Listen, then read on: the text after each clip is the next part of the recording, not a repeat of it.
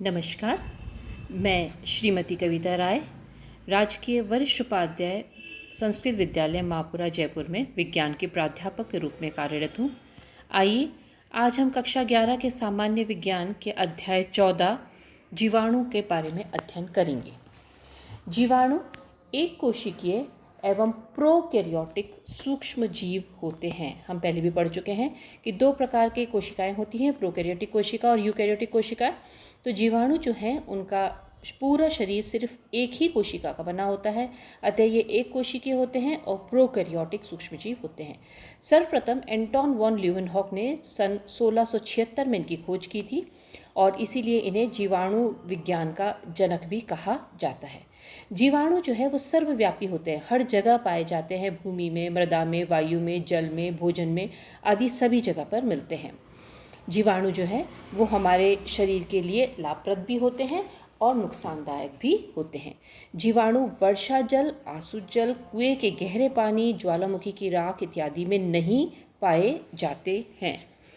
जीवाणु का वर्गीकरण अगर हम देखें तो जीवाणु जो हैं उनको हम फाइलम प्रोटोजोआ के अंतर्गत रखते हैं। जीवाणु की संरचना में हम जीवाणु का देखेंगे कि अमाप जीवाणु अत्यधिक ही सूक्ष्म जीव होते हैं, बहुत ही छोटे होते हैं। इनको हम सूक्ष्मदर्शी के द्वारा ही देख सकते हैं। जीवाणु के आकार पर जीवाणु कई आकार के होते हैं। ये गोल हो सकते हैं, छड़ाकार हो सकते हैं, सर्पिलाकार हो सकते हैं, बहुरूपी हो सकते हैं, तंतुमय हो सकते हैं और कौमा के आकार के हो सकते हैं। सबसे पहले हम देखेंगे कोकस या गोलाकार जीवाणु। ये जीवाणु गोलाकार होते हैं। अगर ये जीवाणु अकेले मिलते हैं तो हम इन्हें माइक्रोकोकाई, अगर ये दो में होते हैं तो इनको हम डिप्लोकोकस कहते हैं। अगर ये 4 गोलाकार कोशिकाओं के रूप में होते हैं तो टेट्राकोकस कहते हैं। ये जंजीर के समान संरचना बनाते हैं तो स्ट्रेप्टोकोकस कहते हैं। अगर ये अंगूर के गुच्छों की जैसे हैं तो इन्हें हम स्टेफाइलोकोकस कहते हैं। और अगर यही जीवाणु एक घनाकार के रूप में, एक पैकेट के रूप में दिखाई दें तो इन्हें हम सरसिनी कहते हैं। ये हो गए हमारे कोकस या गोलाकार जीवाणु।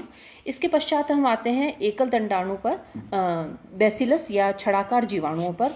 बैसिलस या छड़ाकार जीवाणु वो होते हैं जिनकी आकृति एक छड़ के रूप में, एक डंडे के समान होती है।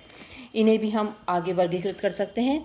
अगर ये छड़ एक छड़नुमा है तो हम इनको एकल दंडाणु कहते हैं। अगर ये 2 छड़ों के रूप में, युग्म के रूप में हैं तो इन्हें हम डिप्लोकोकस कहते हैं। अगर यही जीवाणु जो हैं वो एक श्रृंखला के रूप में है तो उन्हें हम स्ट्रेप्टोबैसिलस कहते हैं।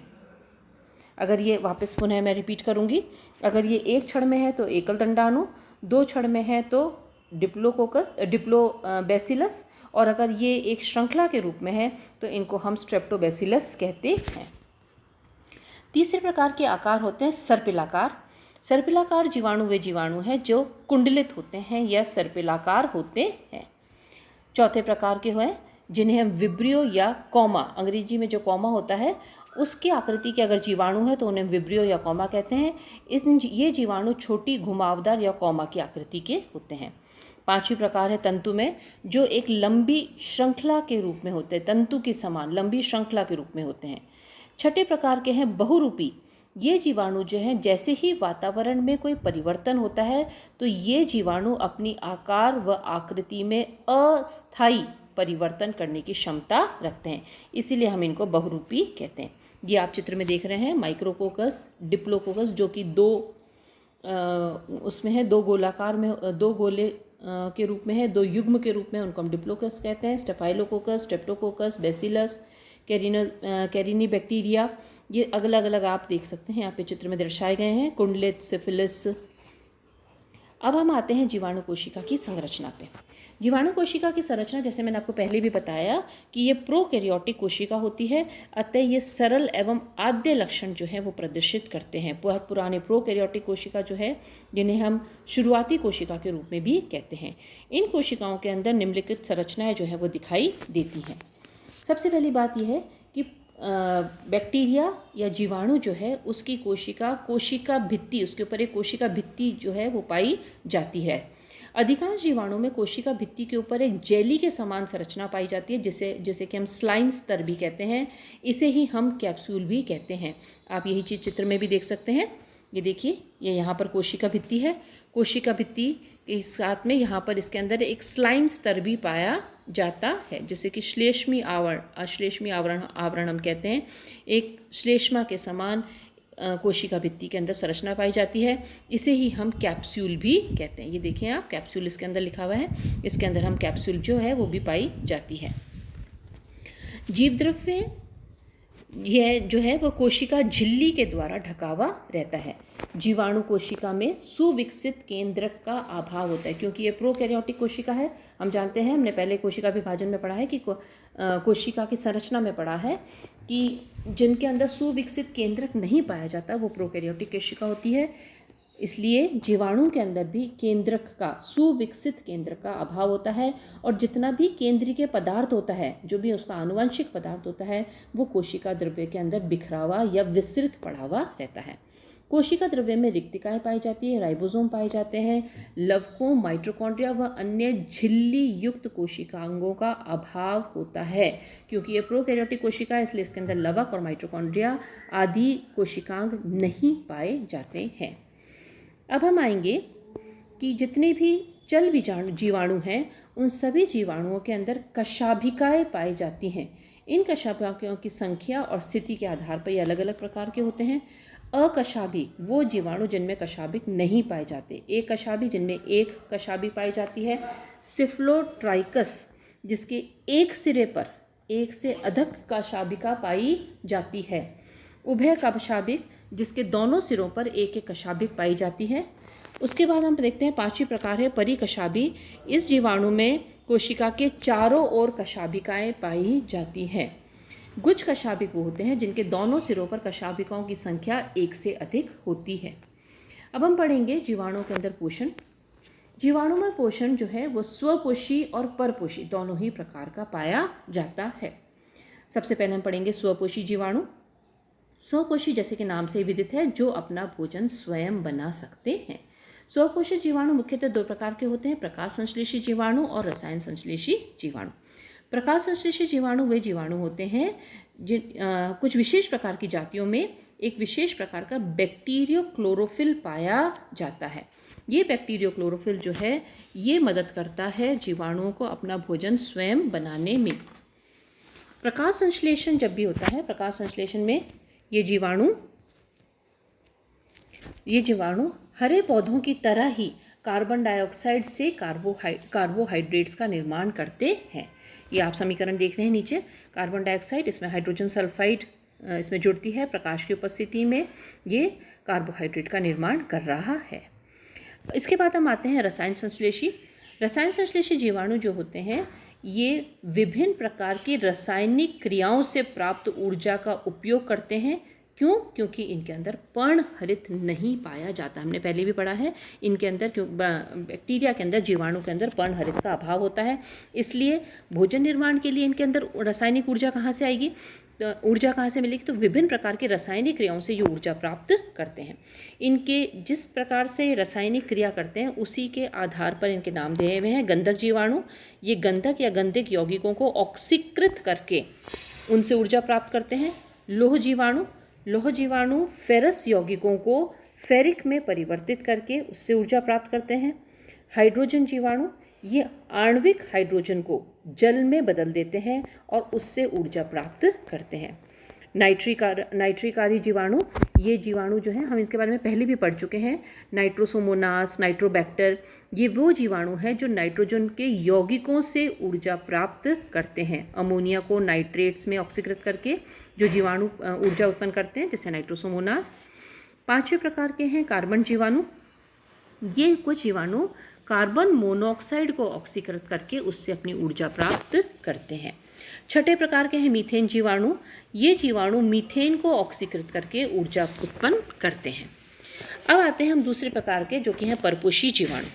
परपोषी जीवाणु, अधिकांश जीवाणु जो होते हैं वो परपोषी जीवाणु ही होते हैं। ये तीन प्रकार के होते हैं, मृतजीवी, सहजीवी और परजीवी। मृतजीवी सबसे पहले हम पढ़ेंगे, जैसे कि नाम से विदित है, मृतजीवी।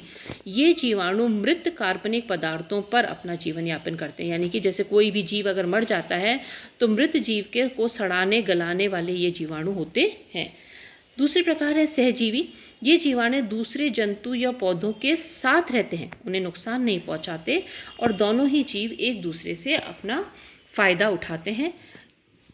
उदाहरण के लिए राइजोबियम जीवाणु, मैंने पहले पढ़ा हुआ है कि जो लेग्यूमिनस पौधे होते हैं उनकी जड़ों के अंदर ये राइजोबियम जीवाणु निवास करते हैं और पौधों से के साथ में सहजीवी के रूप में रहते हैं।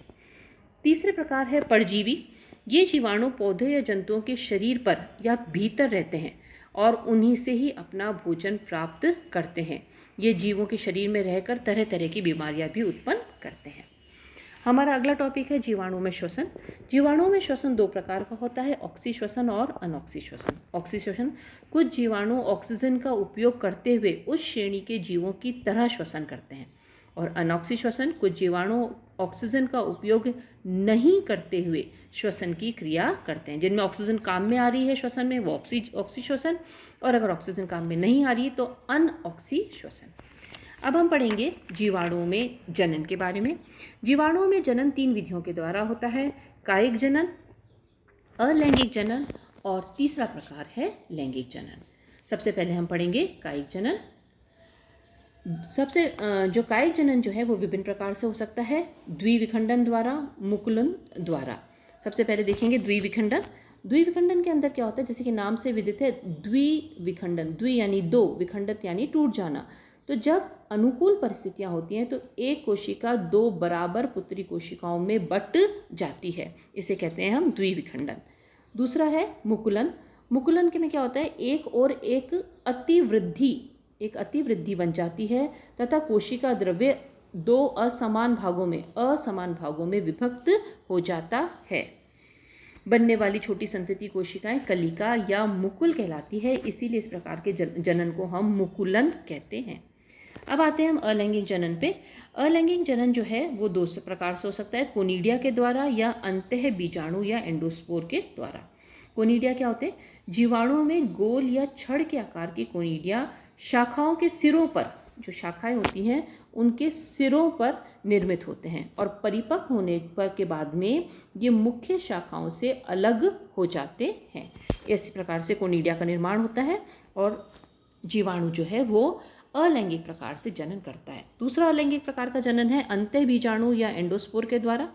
इसमें जीवाणु कोशिका इस प्रकार का जनन जो है वो प्रतिकूल परिस्थितियों में होता है, जब मौसम जो है जीवाणु के अनुकूल नहीं है, प्रतिकूल परिस्थितियों के अंदर ऐसा होता है। इसमें जीवाणु की कोशिका जीव द्रव्य को छोड़ करके सिकुड़ जाती है, केंद्र में एकत्रित हो जाती है और शीघ्र ही उसके चारों तरफ एक मोटी भित्ति का निर्माण हो जाता है। यही अवस्था जो है वो अंतः बीजाणु कहलाती है। तीसरे प्रकार का जनन जो है उसे हम लैंगिक पुनर्योजन कहते हैं। ये लैंगिक पुनर्योजन जो है वो 3 प्रकार से हो सकता है, संयुग्मन के द्वारा, रूपांतरण के द्वारा और पराक्रमण के द्वारा। सबसे पहले पढ़ेंगे हम संयुग्मन के द्वारा। संयुग्मन के समय जो जीवाणु है, जो देने वाली कोशिका है वो दाता कहलाती है और जो ग्राही कोशिका है वो जो लेने वाली कोशिका है वो ग्राही कहलाती है। तो संयुग्मन के समय दाता और ग्राही कोशिका दोनों एक दूसरे के निकट आती हैं और उनके संपर्क के स्थान पर एक छोटी सी अतिवृद्धि का निर्माण होता है। धीरे धीरे ये अतिवृद्धि जो है वो आपस में जुड़ जाती है। इसी संयुग्मन नलिका के द्वारा जो नर यानी दाता है उसका कोशिका द्रव्य अपने अनुवांशिक पदार्थ के साथ मादा कोशिका अर्थात जो ग्राही कोशिका है उस जीवाणु के अंदर चला जाता है। यह हम चित्र में देख रहे हैं, हम देख सकते हैं कि बीच में एक अतिवृद्धि का निर्माण हुआ है। यह अतिवृद्धि जो है वो नलिका में परिवर्तित हो जाती है और जो दाता है उसमें से दाता कोशिका का जो कोशिका द्रव्य है वो ग्राही के अंदर चला जाता है। इस प्रकार से संयुग्मन की प्रक्रिया होती है। जो दूसरा प्रकार है वो है रूपांतरण। संवर्धन माध्यम से आनुवंशिक पदार्थों का अवशोषण करके नई जीवाणु कोशिका का निर्माण इस क्रिया के द्वारा होता है। तीसरा जो है वो है पराक्रमण। पराक्रमण में क्या होता है कि संक्रमण के समय जो जीवाणु भोजी तथा संक्रमित जीवाणु के बीच में आनुवंशिक पदार्थों की अदला बदली होती है। जीवाणु भोजी हम जानते हैं वायरस को कहते हैं, एक प्रकार का वायरस होता है, विषाणु होता है। इसके और संक्रमित जीवाणु, जिस जीवाणु को यह संक्रमित करता है विषाणु आकर के, तो दोनों के बीच में आनुवंशिक पदार्थों की अदला बदली होती है। इस प्रकार जीवाणु भोजी जब किसी दूसरी जीवाणु की कोशिका को संक्रमित करने जाता है तो पूर्व जीवाणु से लाया गया आनुवंशिक पदार्थ इस कोशिका में छोड़ दिया जाता है। इस प्रकार एक म्यूटेंट कोशिका का निर्माण होता है। ये है हमारा तीसरे प्रकार का लैंगिक पुनर्योगज। अब हम देखते हैं कि जीवाणु जो है उनको दो प्रकार के बताए थे। क्रिश्चियन ग्राम नाम के एक वैज्ञानिक आए थे, तो उन्हीं को सम्मानित करने के लिए उन्हीं के नाम पर नाम दिया गया ग्राम पॉजिटिव और ग्राम नेगेटिव जीवाणु। क्रिश्चियन ग्राम ने बताया एक अभिरंजन विधि बताई जिसके द्वारा उसने उन्होंने जीवाणुओं को दो समूह में बांटा। वे जीवाणु जो ग्राम अभिरंजन से अभिरंजित कर देने तथा बाद में अल्कोहल से धोने पर भी अभिरंजित बने रहते हैं। अल्कोहल से आपने जब उसको धो दिया उसके बावजूद भी वो अभिरंजित बने रहते हैं, तो उन्हें हम ग्राम धनात्मक या ग्राम ग्राही कहते हैं। दूसरे प्रकार के वे जीवाणु जो उपयुक्त प्रक्रिया जब हम करते हैं उसके बाद में अगर वो अभिरंजन छोड़ दें तो वो ग्राम ऋणात्मक कहलाते हैं। पहले वाले जो होते हैं वो अभिरंजित बने रहते हैं तो वो ग्राम धनात्मक होते हैं, अगर वो अभिरंजन को छोड़ दें तो वो ग्राम ऋणात्मक कहलाते हैं। इस प्रकार से जीवाणु दो प्रकार के बताए गए हैं, ग्राम पॉजिटिव और ग्राम नेगेटिव।